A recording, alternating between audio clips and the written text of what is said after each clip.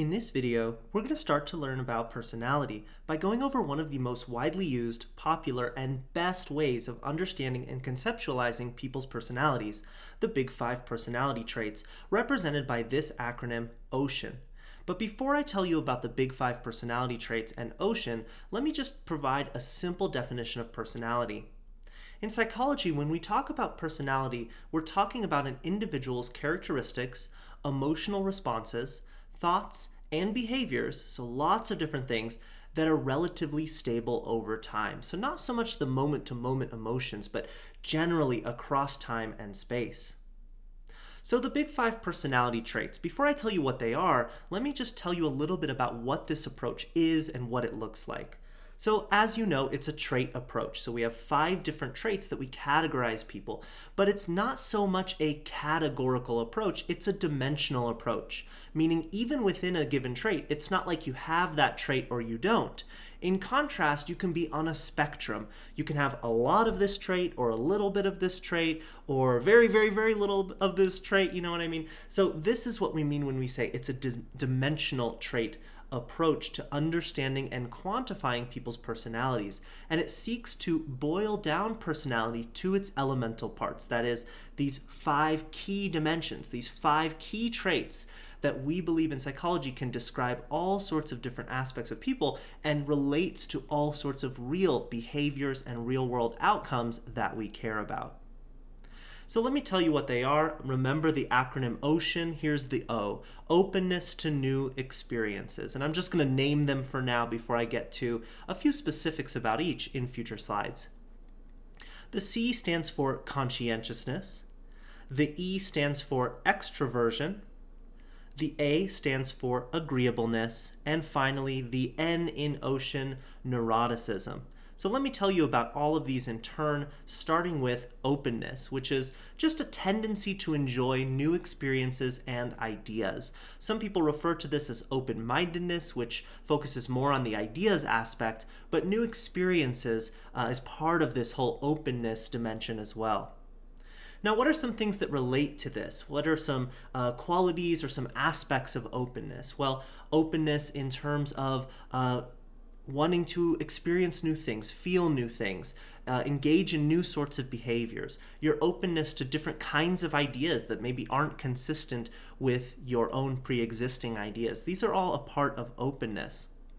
High scores in openness. So there's actually basically a multiple choice test you can take online, the Big Five personality inventory that will rank you in all of these dimensions and give you sort of where you fall on the spectrum. So high scores on this openness spectrum tend to be people who are really curious, who have a wide range of interests, and who are independent.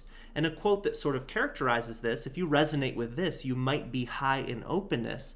Who knows what awesome things I have yet to experience? This is a very high openness sort of statement. Now, low openness scores sort of define people who are very practical, they're sort of conventional, and they prefer their routines rather than trying new things. If I know what I like, why would I change it? If it ain't broke, why fix it? This is a low openness kind of thing. It's like me and my wife. I am very much low openness when it comes to food, for example. If we go to a restaurant, I want to get the same thing that I know that I enjoy. In contrast, my wife wants to always try something new, and she's very high in openness in this way. So next is conscientiousness, the C in OCEAN. This is sort of your sense of duty, your discipline, and your orderliness. Not necessarily cleanliness per se, but that might be in this whole conscientiousness dimension. If you're a very clean and organized person, chances are you're also very conscientious. So associated with conscientiousness, things like competence, self-discipline, being really thoughtful, having very clear goals that you try and go for all the time. Somebody who's high in conscientiousness is very hardworking, very dependable, and very organized.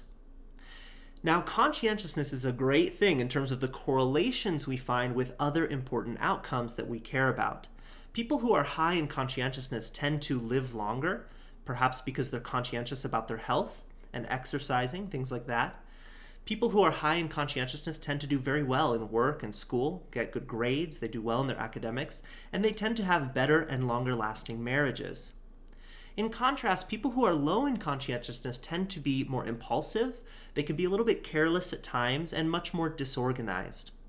And this is associated with risky and even criminal behavior at times. Now, that's not to say you're going to be a criminal if you're low in conscientiousness. These are just correlations that we need to think about. Extraversion is the tendency to seek stimulation and company. And I'm going to give you a couple of caveats in a minute about extraversion, because I think the way that extraversion is used and understood in society is fundamentally a little bit flawed. So we'll talk about that in a moment. Extraversion is associated with things like sociability, being really assertive, and your tendency to express your emotions. People who score very high in extraversion, which is to say they're extroverts, tend to be very outgoing, very warm, and sort of have this openness-like quality, but it's a little different. They like to seek adventure. They're very stimulation-seeking. Now, they tend to be energized, these extroverts tend to be energized by social interaction and sensory stimulation. In contrast, people who score low on this extraversion dimension, which is to say that they're introverted, tend to be more quiet, more reserved, and a little bit more withdrawn. They get their energy from being alone, from having some quiet time, and instead of being energized by sensory stimulation, they can find this overstimulation a little bit exhausting. And I want to just make really clear that introversion is not shyness. That's how it's commonly used in our society. Being introverted doesn't mean you're shy, or it doesn't mean you're socially inept. It doesn't mean you don't have social abilities. This is a common misconception. Extroverts can be pretty shy, and introverts can be personable and very talkative. The distinction is in what fuels you. If you're introverted, being alone will fuel you and give you energy. If you're extroverted, being around other people, going to a party, these kinds of things will give you energy. That's the main distinction. Now let's talk about agreeableness, the A in ocean. This is the degree to which you are willing to upset other people. So agreeableness is associated with things like being cooperative, being trustworthy, and being good-natured. And if you score high in agreeableness, you tend to be more helpful toward other people, more trusting and trustworthy, more empathetic as well. So these people, now there's an upside and a downside to all of these, really, even though it may not sound like it. You may sound like being agreeable is just the best thing ever. And yes, you're more friendly, you're more compassionate, that's all well and good, but there are downsides, which you can see here. People who are very agreeable tend to avoid conflict, often at their own expense, which sometimes conflict is healthy, right? Sometimes you need to raise concerns and raise issues to move past them. And if you're just willing to, say, okay, I'm wrong, even if you're not, in some circumstances that can be a little bit self-defeating and a little bit bad in the long run. Now, people who are low in agreeableness tend to be more critical, a little bit less cooperative, and perhaps even suspicious of other people. And again, good sides and bad sides to this. Bad sides, I guess, are that people who are very disagreeable tend to be callous and harsh, but the good side is that they're also very resolute in their beliefs. They're often willing to sort of fight for what they believe in, and that's awesome as well. Now let's talk about neuroticism, which is the tendency to experience and express unpleasant emotions. So the tendency toward unstable emotions like anxiety and depression and things like that. So people who score very high in this neuroticism dimension tend to be pretty anxious, relatively unhappy, and pretty prone to negative emotions. And they might have great fluctuations in their moods. Now, the downside to being high in neuroticism is that it's associated with psychopathology, which is to say psychological disorders such as anxiety disorders and mood disorders, which obviously you want to avoid as much as possible, and we see this correlation here. People who score very low in neuroticism tend to be pretty calm, they tend to be even-tempered and more secure, especially emotionally secure.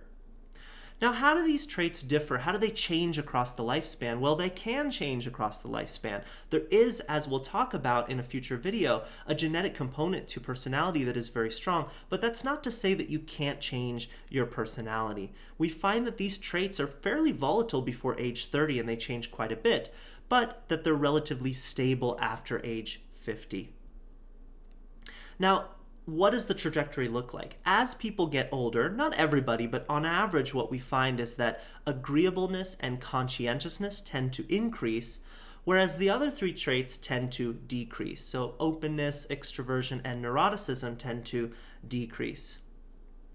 Now, what about cultural differences? We do find that the big five personality traits are very consistent across many cultures. The data we have suggests that this is a fairly universal way of looking at personality. But some researchers have found that other cultures may have additional traits beyond these five that are very core to their cultural identity. For example, in China, the Chinese tradition, which is defined by an emphasis on saving face and preserving harmony, this is a very important trait and quality for a person to have. And also in Northeastern Europe, honesty and humility. So again, we have some cultural variations, but this is, for the most part, a very universal way of looking at personality. Now, I want to end by just talking about a couple of the pros and cons to this kind of an approach to understanding personality, a trait approach. Well, we have a few pros here. Number one nice thing about trait approaches like the Big Five personality inventory is that they're constructed empirically, which is to say from observable data. We can collect data on these dimensions, and it's not just that we're sitting on our armchairs as psychologists and thinking, trying to guess what people differ and what aspects of personality there might be. These are data-driven dimensions that we can observe, so it's very objective rather than subjective. Another nice thing is that traits that we're seeing here are predictive of behaviors and outcomes that we care about. And I hinted at this a few times, talking about how conscientiousness is associated with good grades and it's associated with marital stability. These are outcomes that we really care about. And so there's actual power, there's something really useful about knowing where people fall in these dimensions because it relates to real world things.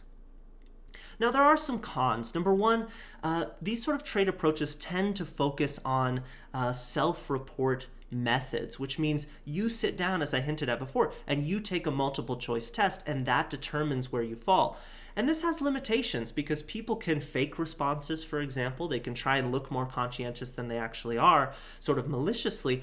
But also, people tend to be driven to respond in a way that's consistent with how they want to be rather than how they actually are. And so if you want to be really extroverted, even if you're really not, you may respond in more extroverted ways on the test. And again, that might skew how you're portrayed. That might skew your results in a way that's not really accurate, that's not really consistent with your true personality. And finally, this is less of a con than just a natural limitation of this kind of approach. A trait approach tells us the structure of personality, what traits there are and what that looks like. It doesn't tell us much about the causes. Where does personality come from? Now, we will talk about this later, however, so stay tuned for that.